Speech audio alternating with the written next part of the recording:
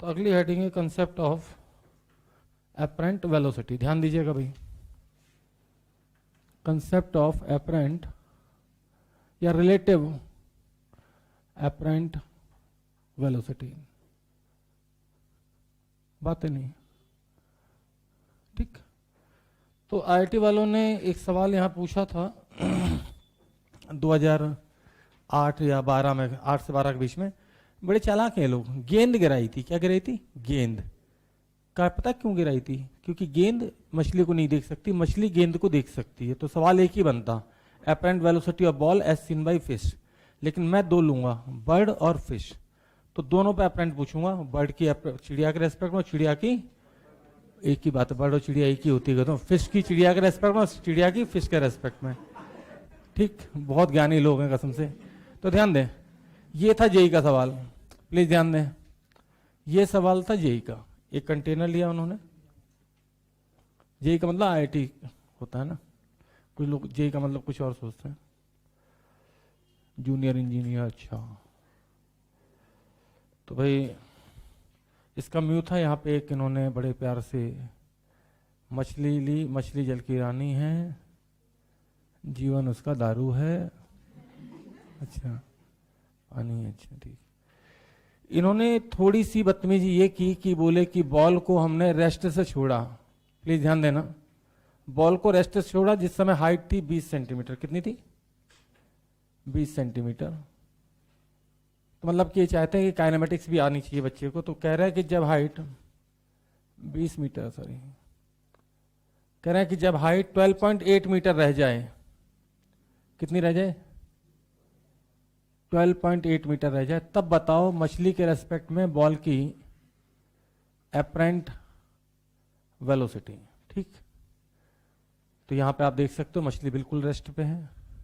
लेकिन हम अपने सवाल में मछली को भी स्पीड देंगे, उसको भी देंगे, बल्कि मेरा बस चले और एडवांस का सवाल बनाना हो तो मैं छेद भी कर दूं। छेद करते ही पानी की लेयर की भी स्पीड आ जाएगी और फिर सवाल हो जाएगा भयंकर फाड़ू, क्योंकि ये लेयर वेरिएबल स्पीड से मूव करेगी, क्योंकि पानी के निकलने का रेट वेरिएबल होता है। हाइट चेंज होगी तो √2। ठीक, और बदतमीजी और करें तो इसमें डबल फ्लूइड डाल दें, जो कि मैं डाल चुका हूं। एक छेद इस फ्लूइड में करूं, एक इसमें करूं। ठीक, तो छक्के मतलब निपटाने के लिए बहुत सारे आइटम अपने पास होते हैं, लेकिन हाँ उतनी बदतमीजी हम नहीं करते, क्योंकि हमें पता है एडवांस में जब ये आया तो इससे थोड़ा सा 10, 20, 30, 40, 50% तक टफ जाओ, इसके ऊपर नहीं जाना है। ठीक, क्योंकि लिमिट नहीं है बदतमीजी की कुछ भी।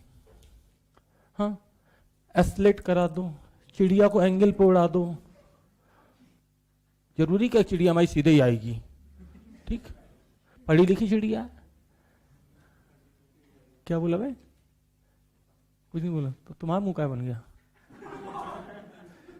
तो मुंह तो ऐसा बना दे तुम्हारी गर्लफ्रेंड छीट दी उसने। एकदम बिल्कुल गौरव मतलब। चलिए, खैर हम इस सवाल पे बहुत जल्दी लौटेंगे। फिलहाल मुझे ये पता है कि इसकी वेलोसिटी हमें खुद निकालनी पड़ेगी √2GS से। हाँ या ना? प्लीज ध्यान दें, वेलोसिटी हमें खुद निकालनी पड़ेगी। मैं वेलोसिटी दे दूंगा आपको, क्योंकि मुझे पता है √2GH कोई भी बच्चा कर लेगा। ठीक, h कितना है? 7.2 दिखाई दिया।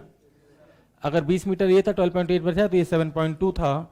और √2GH के हिसाब से अगर मैं 7.2 निकालूं, क्या मेरी हेल्प कर सकते हैं? 2, 10, 7.2 12 आ जाएगी। सही है, कोई दिक्कत? ये यही का सवाल है, लेकिन मैं इस सवाल को थोड़ा सा और अच्छा सा बना दूं। मैं चाहता हूं कि यार मछली भी चले,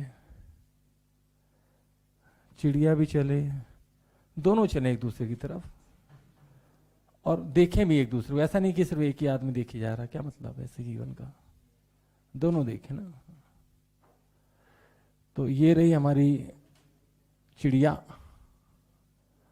V1, ऊपर का μ1 नीचे का μ2। प्लीज ध्यान दें, ऊपर का μ1 नीचे का μ2, और मछली की स्पीड V2।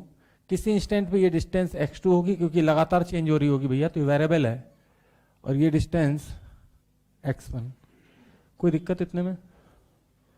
x1, x2 यहाँ पे वेरिएबल हैं। क्यों वेरिएबल है पता ना आपको? क्योंकि लगातार ये v नीचे से नीचे आ रहा होगा तो ये मूव कर रहा होगा। ठीक, कोई दिक्कत? ऊपर जरूरी नहीं कि आप हवा दें, मैंने जानबूझ के μ1 ले लिया, नीचे जानबूझ के μ2 ले लिया। कोई दिक्कत? कोई दिक्कत तो नहीं? अब ध्यान दें, किसी ने कहा कि sir apparent distance of fish, please ध्यान दीजिएगा, एपरेंट डिस्टेंस ऑफ फिश, ये apparent distance of bird as seen by fish, पहले इसी पे आ जाते हैं, एज सीन बाय फिश निकाल सकते हो बड़े आराम से। भाई मुझे डी चाहिए बर्ड की फिश के रेस्पेक्ट में, सही है? तो बताओ पहले कौन देख रहा है? फिश देख रही है, तो फिश का म्यू टू बाहर, और बताओ भाई क्या करें, x2 by mu two plus x1 by, क्या इतना तो कर ही सकते थे आप? भाई अगर आपको कुछ भी नहीं आता तो आप एटलीस्ट इतना तो हमने सिखाया है। फिर कोई पूछे कि sir apparent distance of fish as seen by bird, तो मैं कहूंगा कि यार डी एफ बी, और ये हो जाएगा, कौन देख रहा है? चिड़िया देख रही है ना, तो चिड़िया का मीडियम है म्यू1, कोई दिक्कत? आप ध्यान दें भाई, बेसिकली सवाल यहीं खत्म हो जाता है, क्योंकि मुझे पता है कि अगर मैं डिस्टेंस को डिफरेंशिएट करता हूं तो वेलोसिटी आती है, और मुझे ये भी पता है कि dx1 by D T v1 है, और ये भी पता है dx2 by D T v2 है। तो मेरी इसलिए सिर्फ फॉर्मेलिटी बची कि इसको डिफरेंशिएट करके मैं नहीं दिखा रहा भाई, डी ओवर डी टी नहीं लिखूंगा, सीधे लिख रहा हूं, कोई दिक्कत? म्यू2 बाई म्यू1, और dx1 बाई डी टी क्या है? dx1 बाई डी टी है v1, सही है? अब यहाँ पे देखें, सॉरी यहाँ पे क्या था, यहाँ म्यू2 था, तो ये तो हो गया म्यू2 से म्यू2 कट गया v1 प्लस म्यू2 बाई म्यू1, कोई दिक्कत? क्या आप यहाँ पे आंसर बता सकते हो? म्यू1 से म्यू1 कट गया तो ये हो जाएगा v1, यहाँ v2 आएगा ना, हाँ ये आएगा v1 प्लस म्यू1 बाई म्यू2 इंटू x2 का मतलब डिफ्रेंशिएट करेंगे तो v2, कोई दिक्कत? कोई दिक्कत? ये क्या लिखा है? ये लिखा एफ बी में बी एफ मिला, सोचते रहो बैठ के।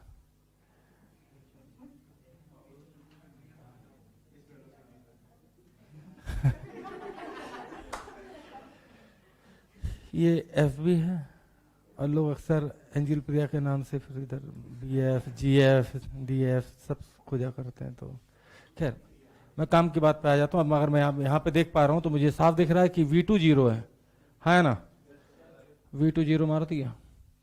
तो अब यहाँ से मैं देखूँ तो सिर्फ फार्मूला मुझे ये दिख रहा है, क्या दिख रहा है? जा रही है, आ रही है, और इंटू V एक्चुअल, है ना?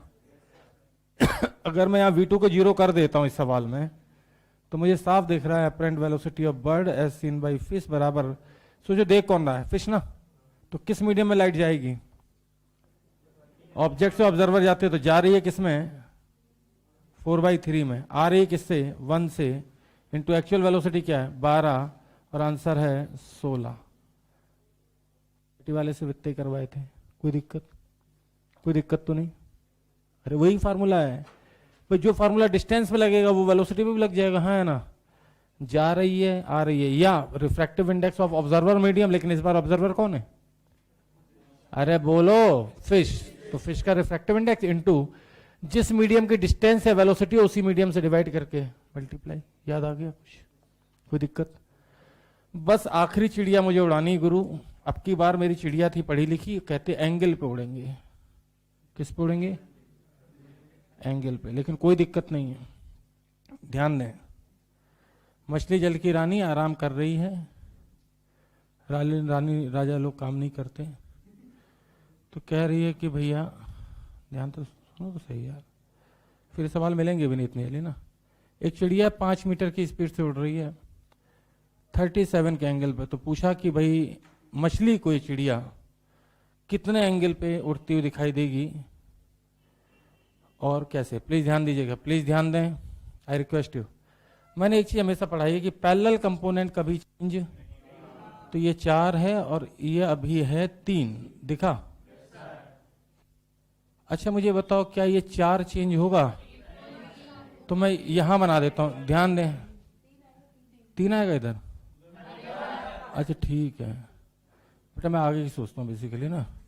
ये 4, हाँ है ना?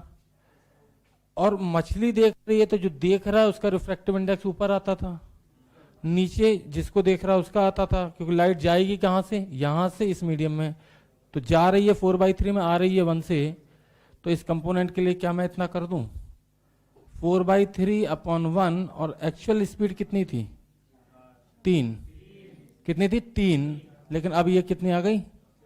तो अब लोग सवाल पूछते हैं कि भाई बताओ मछली के रेस्पेक्ट में चिड़िया कितने एंगल पे दिखेगी, तो आंसर है जल्दी बोलो, और मछली के रेस्पेक्ट में स्पीड कितनी आई, तो आंसर है 4√2। कोई दिक्कत, क्या आप मेरी बात समझ चुके हैं, कोई दिक्कत तो नहीं। पैरेलल कंपोनेंट कभी चेंज नहीं होता, चाहे रिफ्लेक्शन हो रिफ्रैक्शन हो, ठीक। और नॉर्मल कंपोनेंट के साथ हम वही डीलिंग करेंगे जो अभी तक कर रहे थे, कोई दिक्कत। तो अगर मोटे तौर पे देखा जाए ना तो सिर्फ इसमें मैंने एक चीज सिखाई, तो मैं जा रही है डिवाइडेड बाई आ रही है इंटू डी एक्चुअल या वी एक्चुअल, कोई दिक्कत। और यहाँ पे चिड़िया इस बार इंक्लाइन पे भी थी, इससे ज्यादा कोई कुछ पूछता नहीं है।